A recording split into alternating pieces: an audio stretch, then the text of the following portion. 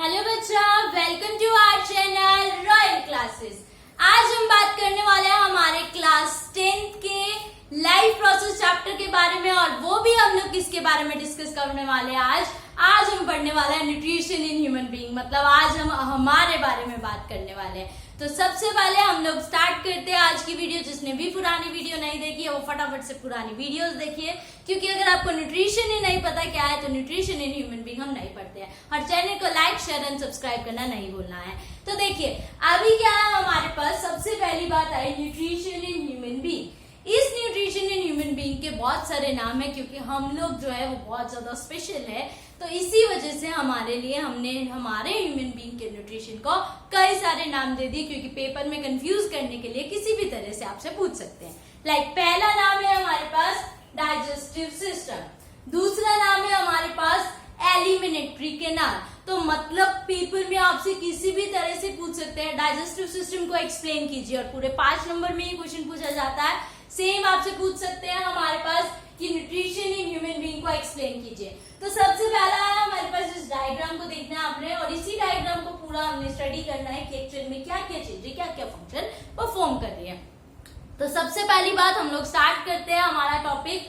Video को last तक देखना है, क्योंकि लास्ट तक नहीं देखोगे तो आपको खुद को ही नहीं पता चलेगा कि ह्यूमन बीइंग जो है वो अपना खाना किस तरह से ले रहा है और किस तरह से आपकी बॉडी उसका यूज कर रही है। तो सबसे पहले बात आती है हमारे पास, हम लोग डिस्कस करते हैं अबाउट द ऑर्गन्स।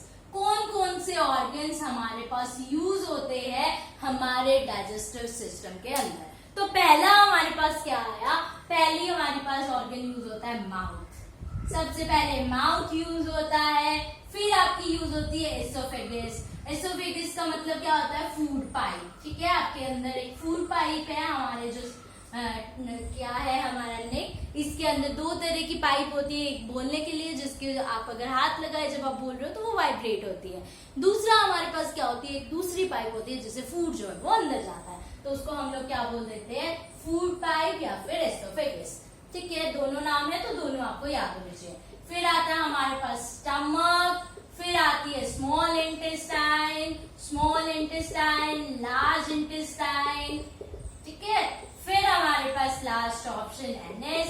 तो इसी के साथ हमारे पास पूरा का पूरा डाइजेस्टिव सिस्टम हमारा क्लियर हो जाता है इन 4-5 ऑर्गन के साथ साथ। तो ऑर्गन्स के नाम आपको सबसे पहले याद करने हैं, mouth, oesophagus, stomach, small intestine, large intestine. अब हमारे पास कुछ एक ग्लैंड्स भी होती है जो हमारी हेल्प करती है। अब हमें उस ग्लैंड्स के नाम भी याद करने हैं। तो पहली जो ग्लैंड होती है वो हमारे पास होती है सैलिवरी ग्लैंड। लाइक जब भी हम कुछ अच्छा खाने को देखते हैं, लाइक जो चीज मुझे पसंद है और मैं उसको देख लूं तो हम कहते हैं ना कि हमारा वेट हो रहा है, ऐसे कहते हैं मुंह में पानी आ रहा है। तो उसका मतलब क्या होता है, आपका सैलिवरी ग्लैंड जो है वो सैलिवरी एंजाइम मतलब सलाइवा के केमिकल जो है वो सिक्रीट करने लग जाती है, मतलब निकालने लग जाती है। तो पहला ग्लैंड का नाम मेरे पास कौन आ गया, सैलिवरी ग्लैंड। ठीक है, दूसरे ग्लैंड का नाम होता है लीवर। आपने सुना है ना कि कोई किसी को कहता है कि ज्यादा दारू मत पियो, अदरवाइज क्या हो जाएगा, आपका लीवर सड़ जाएगा। तो वो ही लीवर हमारे पास काम करता है हमारे डाइजेस्टिव सिस्टम में।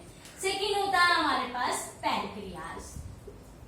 लीवर जैसे लीवर के जस्ट हमारे पास क्या होता है, this is known as pancreas. ये हमारा माउथ, यहाँ पे सैलिवरी ग्लैंड है आपकी, यहाँ पे फूड पाइप है, यहाँ लीवर है, यहाँ आपका स्टमक है, और यहाँ पे पैनक्रियाज। ये आपके पास स्मॉल इंटेस्टाइन। आप सुनते हो ना छोटा पैकेट बड़ा धमाका, सेम स्मॉल इंटेस्टाइन वही है।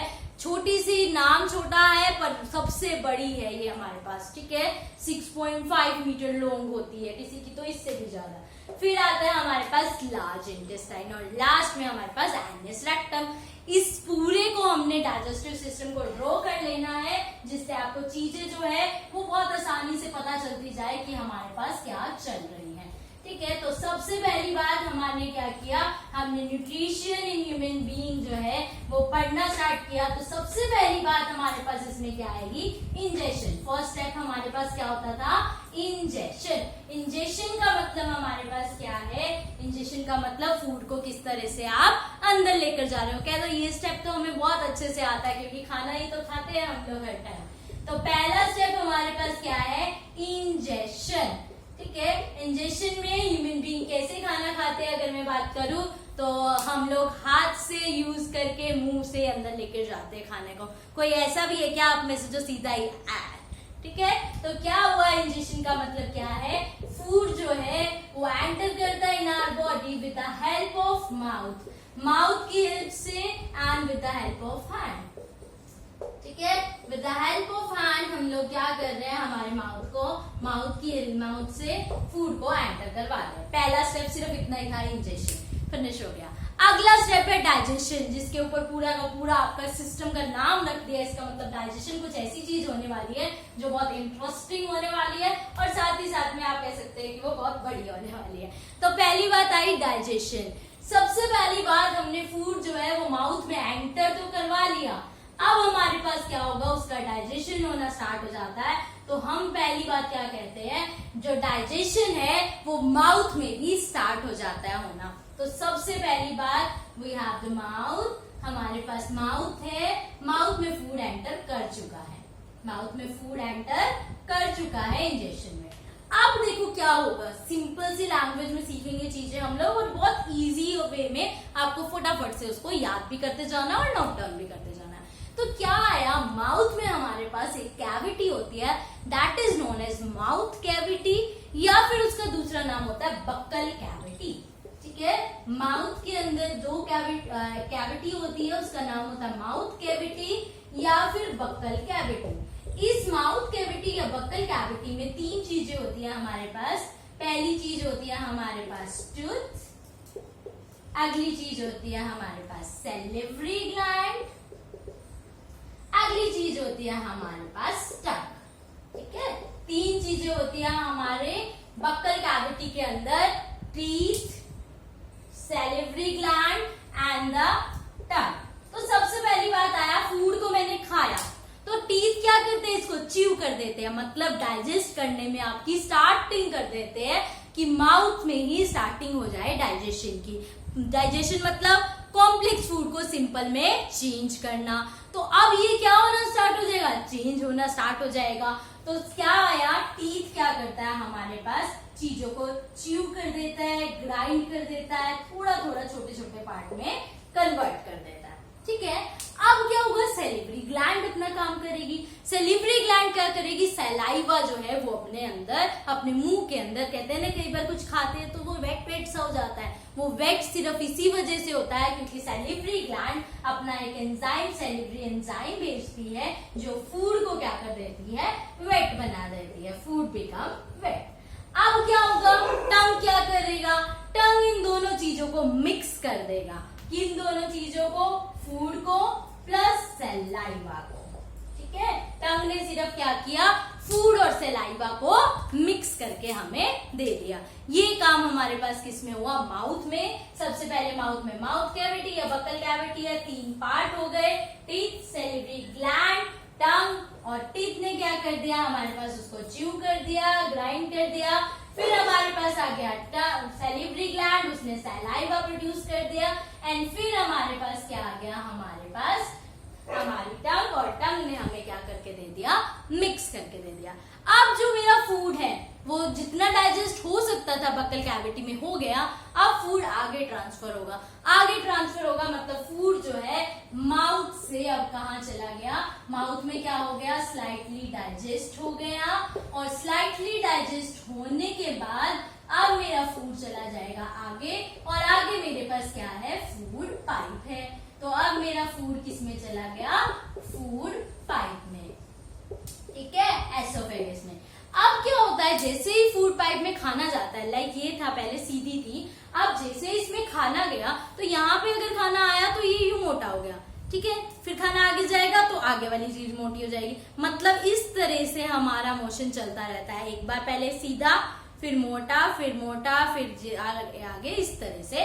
इस मोशन को, जो वेव मोशन है, उसको हम लोग ऐसे ऐसे आपकी फूड पाइप जो है वो करती रहेगी। यहाँ खाना आया, यहाँ मोटा हो गया, यहाँ पतला हो गया, फिर यहाँ से यहाँ चला गया तो खाना यहाँ पे हो गया, ये वापस वैसा हो जाएगा।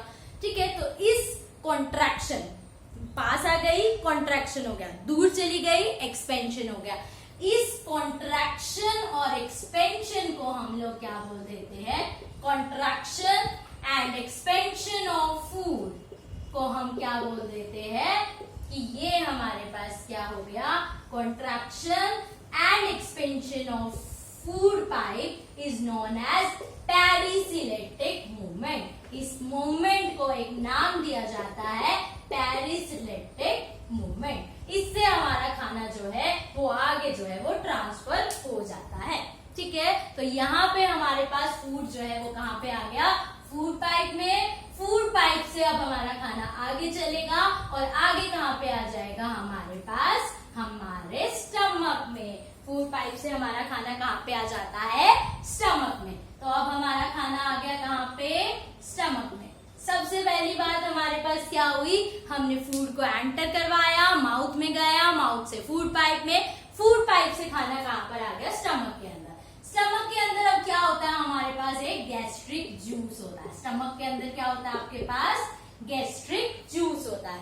इस गैस्ट्रिक जूस में भी 3 तरह के एंजाइम्स होते हैं। पहले का नाम होता है हमारे पास HCl, ठीक है। दूसरे का नाम होता है हमारे पास पेप्सिन, पेप्सिन नहीं है, पेप्सिन है। और तीसरा नाम हमारे पास क्या होता है, म्यूकस।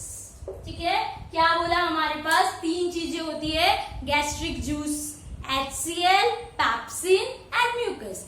अब हम क्या कह रहे हैं, HCl क्या कर देता है, फूड को एसिडिक बना देता है। फूड को एसिडिक कौन बना देता है, HCl। फिर पेप्सिन क्या करता है, पेप्सिन क्या कर देता है, हमारे पास प्रोटीन को डाइजेस्ट करना स्टार्ट करता है। ठीक है, स्टार्ट करता है, कंप्लीटली डाइजेस्ट नहीं करता है। म्यूकस क्या करता है, हमारे पास जो हमारी आउटर मोस्ट वॉल है स्टमक की, उसको ओन सिक्रीशन की, वो हमारे पास it prevent the secretion of HCl। HCl बहुत ज्यादा ना बन जाए, क्योंकि अगर HCl ज्यादा बन गया तो आपकी बॉडी में एसिडिक हो जाएगा और आपकी बॉडी को अनकंफर्टेबल फील होने लग जाता है। कहते हैं ना, एसिड बन रहा है, एसिड बन रहा है, तो म्यूकस क्या करता है, उसको रोकता रहता है कि ज्यादा HCl ना बन, थोड़ा बन, क्योंकि हमारे को फूड को एसिडिक तो बनाना है। फूड को एसिडिक इसलिए बनाया जाता है क्योंकि इससे बैक्टीरिया सारे के सारे किल हो जाते हैं। किल्स द बैक्टीरिया, सारे बैक्टीरियाज को ये क्या कर देता है, मार देता है। ठीक बात, तो ये हमारे पास किसका काम होता है, स्टमक के अंदर फूड गया, 3 से 4 घंटे आपके पास रहेगा। जे शेप्ड ऑर्गन है हमारा स्टमक, उसके बाद उसके अंदर गैस्ट्रिक जूस है, और इस तरह से ये 3 चीजें हमारे पास होती है। अब स्टमक से फूड चला जाता है स्मॉल इंटेस्टाइन के अंदर। ठीक है, ये सारा काम हो गया। अब हमारे पास कहाँ चला जाएगा, स्मॉल इंटेस्टाइन के अंदर। स्मॉल इंटेस्टाइन के अंदर हमारे पास क्या होती है, 2 ग्लैंड्स होती है। स्मॉल इंटेस्टाइन में गया, स्मॉल इंटेस्टाइन में क्या होगा, अब हमारे पास 2 ग्लैंड्स होगी। एक का नाम होता है हमारे पास लीवर और एक का नाम क्या होता है, पैनक्रियास। ठीक है, स्मॉल इंटेस्टाइन में गई, स्मॉल इंटेस्टाइन में 2 चीजें होती है, एक लीवर और एक पैनक्रियास। अब लीवर जो है अभी हमने देखा था कैसा होता है, लीवर के अंदर क्या होता है, अब हमारे पास लीवर के अंदर हमारे पास बाइल जूस होता है। ठीक है, लीवर के अंदर भी जूस होता है, और वो कौन सा जूस होता है, बाइल जूस। अब फूड एसिडिक हो गया, हमें फूड को न्यूट्रल करना है, तो क्या हो जाएगा हमारे पास, हमारा जो बाइल जूस है वो फूड को बना देता है एल्केलाइन। फूड को क्या बना देता है, एल्केलाइन। ठीक है, मतलब बेसिक बना देता है। पहले एसिडिक बना था, अब फूड जो है वो क्या बन जाएगा, बेसिक बन जाएगा। ठीक है, और ये बाइल हमारे पास कहाँ पे मिलेगा, गोल ब्लैडर के अंदर। अब उसके बाद हमारे पास क्या आता है, इसने फूड को एल्केलाइन बना दिया। अब ये क्या करेगा, कुछ एक पार्ट को डाइजेस्ट करना भी स्टार्ट कर देता है। जो हमारे फैट्स होते हैं उनको ये डाइजेस्ट करना स्टार्ट कर देता है, जस्ट स्टार्ट करता है। अगला काम आया पैनक्रियास। अब पैनक्रियास कहेगा मेरे अंदर भी जूस होगा, इसके अंदर जो जूस होता है उसका नाम क्या होता है, पैनक्रिएटिक जूस। उसका नाम क्या है, पैनक्रिएटिक जूस। अब ये पैनक्रिएटिक जूस जो आया, इसके भी आगे फर्दर पार्ट होंगे।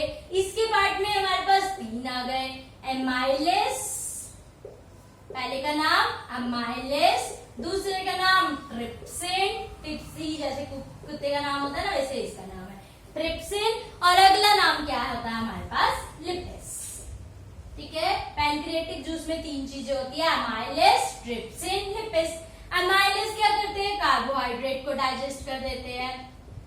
ठीक है, कार्बोहाइड्रेट को छोटे पार्ट्स में चेंज कर देते हैं। ट्रिप्सिन क्या करते हैं, जो प्रोटीन स्लाइटली डाइजेस्ट हुआ था उसको कंप्लीटली डाइजेस्ट कर देते हैं।